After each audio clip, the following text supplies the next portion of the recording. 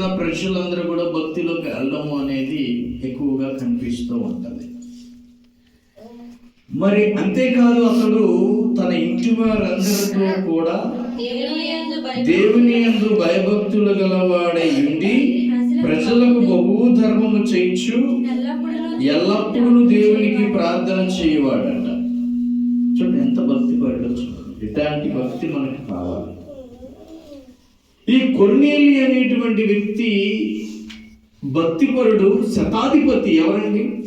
కామన్గా మనకు అధికారంగా ఉందనుకోండి, మనం దేంట్లోనైనా అధికారంలో వెళ్తున్నాం అనుకోండి, చిన్న పదవి ఉంటే చాలు ప్రపంచాన్ని ఏలేద్దామని చూస్తాం.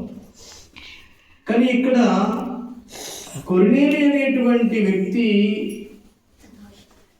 శతాధిపతి ఉండి కూడా, ఆ పట్టణానికి శతాధిపతి ఉండి కూడా, అధిపతి ఉండి కూడా అతను ఏం చేస్తున్నాడంటే భక్తి కలిగి దేవుడిలో నడుస్తూ ఉన్నాడు. అతనే కాదు, తన ఇంటి వారందరూ కూడా ఎందులో ఉన్నారంట? దేవుని యందు భయభక్తులు కలిగి ఉన్నారంట. ఇంటి వారందరూ. చూడండి, అతను ఒక్కడే కాదండి, తన ఇంటి వారు కూడా భయభక్తులు కలిగి జీవిస్తున్నటువంటి వ్యక్తులు. ఇంటి వారికి కూడా భయభక్తులు ఉన్నాయి. అతను ఒకటే భక్తిపరుడు కాదు, ఇంటి వారు కూడా భక్తిపరులే. ఇంటి ప్రజలు కూడా భక్తిపరులై ఉన్నారు. అందరికీ ధర్మం చేస్తున్నాడంట. ఏం చేస్తున్నాడు? ఎల్లప్పుడూ ఏం చేస్తున్నాడంటే ఆయన ధర్మం చేస్తాడంట. నాకు న్యాయం కావాలి అంటే వారి పట్ల ఆయన ఏం చేస్తాడండి? ఏం చేస్తాడు? న్యాయం చేస్తాడు.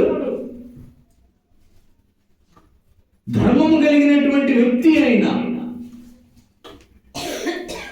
న్యాయం చేసేటివాడు, న్యాయ తీర్పు చేసేటువంటి వ్యక్తి, దాన ధర్మాలు చేసేటువంటి వ్యక్తి, ఆకలితో ఉన్నవాడికి ఆకలి పెట్టేటువంటి వ్యక్తి, బాధలో ఉన్న వాడికి బాధలు తీర్చేవాడు, అన్యాయం జరుగుతున్న వాడికి న్యాయం చేసేటువంటి వ్యక్తి భక్తిపరుడై ఉన్నాడు. దేవునికి స్తోత్రం. ప్రార్థన యందు కూడా ఏం చేసేవాడట? ఎల్లప్పుడూ ధర్మం చేసేవాడు, ఎల్లప్పుడూ ప్రార్థన చేసేటువంటి వాడు. నిజంగా ఒక వ్యక్తికి గనక భక్తి గనక ఉన్నట్లయితే అతను ఏ పొజిషన్లో ఉన్నా, ఏ స్థానంలో ఉన్నా, ఏ అధికారంలో ఉన్నా, ఎటువంటి హోదాలో ఉన్నా, ఎటువంటి ఉద్యోగంలో ఉన్నా, ఎటువంటి ఆఫీసులో ఎంత మేనేజ్మెంట్ చేసేటువంటి స్థాయిలో ఉన్నా ధర్మం చేస్తాడు, న్యాయం చేస్తాడు, అందరినీ సమానంగా చూస్తాడు. చక్కనైనటువంటి స్థితిలో ఆయన ఉండగలుగుతాడు. ప్రార్థన చేసేవాడైతే ఎల్లప్పుడూ దేవుని యందు భయభక్తులు కలిగి, ఎల్లప్పుడూ ధర్మము చేసుకుంటూ, ఎల్లప్పుడూ ప్రార్థన చేసుకుంటూ ఉంటాడు. అదే కానీ జీవన విధానము.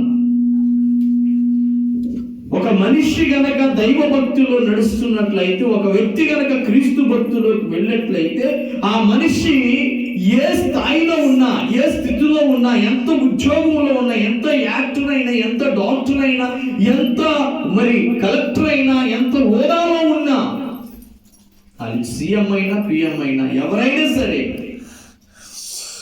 మనుషుల పట్ల న్యాయం చేసేటువంటి వాడై ఉంటాడు.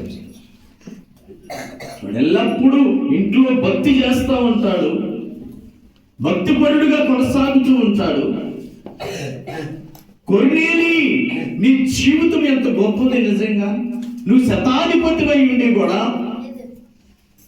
నువ్వు ఉన్నతమైన స్థానంలో ఉండి కూడా, ఇటలీ దేశంలో నువ్వు ఉన్నతమైన స్థానంలో ఉండి కూడా నువ్వు ఏం చేస్తున్నావు? ప్రార్థన చేస్తున్నావు, భక్తి చేస్తున్నావు. నువ్వు నీ ఇంటి వారు కూడా భక్తి చేస్తున్నారు, నీ ఇంటి ప్రజలందరూ కూడా భక్తి చేస్తున్నారు. ఆ భక్తి చేస్తున్నటువంటి వ్యక్తి మనుషుల పట్ల నీ యొక్క ప్రవర్తన ఎట్లా ఉన్నదరా అంటే, ఒక భక్తే కాదు, ఒక ప్రార్థనే కాదు, ఒక దేవునితో నడుస్తున్నటువంటి నీవు నీ యొక్క బయట కూడా నీ ప్రవర్తన ఎలా ఉన్నది అని ఆలోచించి చూసినట్లయితే ప్రజల పట్ల ధర్మకర్తగా జీవిస్తూ ఉన్నావు. ఎల్లప్పుడూ ధర్మకర్తగా బ్రతుకుతూ ఉన్నావు. మంచి ధర్మకర్తమయ్యావు నువ్వు. ఈ లక్షణాలు ఎట్లా వచ్చాయిరా అంటే, దేవుణ్ణి అంగీకరించి దేవుడితో ప్రయాణం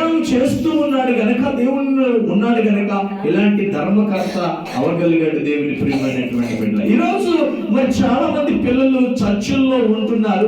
ఒక రోజు వారు ఉన్నతమైన స్థానంలో ఉండొచ్చు, ఉన్నతమైన స్థితిలో ఉండొచ్చు, వారికి మంచి ప్రయోజకులై ఉండొచ్చు, ఉన్నతమైన స్థితికి ఉండొచ్చు. కానీ వారు నేర్చుకున్నది చిన్నప్పటి నుంచి ఏంటంటే భక్తి నేర్చుకున్నారు, ప్రార్థన నేర్చుకున్నారు. ఈ రెండోటిని పట్టుకొని ఆ క్రీస్తుని అంగీకరించి జీవించిన వారి కనుక ఎంత హోదాలో ఉన్నా సరే వారికి ధర్మం చేయడం అనేది మానక ఉంటారు. వారికి న్యాయం చేస్తారు. ప్రజలకి, బాబు నేను అన్యాయంలో ఉన్నానయ్యా, నేను అన్యాయంగా నేను బాధింపబడుతున్నాను, బంధింపబడుతున్నాను అని వస్తే వారికి న్యాయం చేయడానికి ముందు ఉంటారు దేవుని. ఈ రోజు చాలా మంది పోలీస్ ఆఫీసర్లు, చాలా మంది సిఐలు, చాలా మంది ఐఏఎస్లు, ఐపీఎస్లు చేసినటువంటి వ్యక్తులు క్రీస్తుని అంగీకరించినటువంటి వ్యక్తులు ప్రజలకి న్యాయం చేయడానికి నిలబడతారు. దేవుని ప్రియమైనటువంటి వాళ్ళ, నువ్వెంతటి హోదాలో ఉన్నా, నువ్వు భక్తి కనుక నేర్చుకున్నట్లయితే, దేవుడి దగ్గర ప్రార్థించడం నేర్చుకున్నట్లయితే, బైబిల్ గ్రంథాన్ని రీడ్ చేయడం నువ్వు నేర్చుకున్నట్లయితే, నువ్వు ధర్మం చేసుకుంటూ పోతా ఉంటావు. అందరి పట్ల మంచి ధర్మకర్తగా ఉంటావు. ఇది నీకు దేవుడు నేర్పించినటువంటి. కొర్నేలి ఇటలీ దేశంలో శతాధిపతి అయిన ఉన్నతమైన స్థితిలో ఉన్నాడు. ఆయనకి ఏం కావాలండి? ఆయన ఒకరికి అందరికీ న్యాయం చేయాలని ఏం రూల్ ఏమోనందా? కానీ దేవుని ప్రియమైనటువంటి వారులాగా దేవుడు నేర్పించాడు ఆయనకి. వారింటి వారు భక్తిపరుడు, ఆయన భక్తిపరుడు, ఆయన ప్రార్థనాపరుడు. భక్తిపరుడును ప్రార్థనాపరుడును మంచి న్యాయం కలిగినటువంటి వ్యక్తి అయి ఉన్నాడు. దేవునికి స్తోత్రం. హల్లెలూయా. ప్రియమైనటువంటి వాళ్ళ, ఈరోజు మనము ప్రధానమైనటువంటి అంశాలు రెండే రెండు నువ్వు నేర్చుకోవాలి.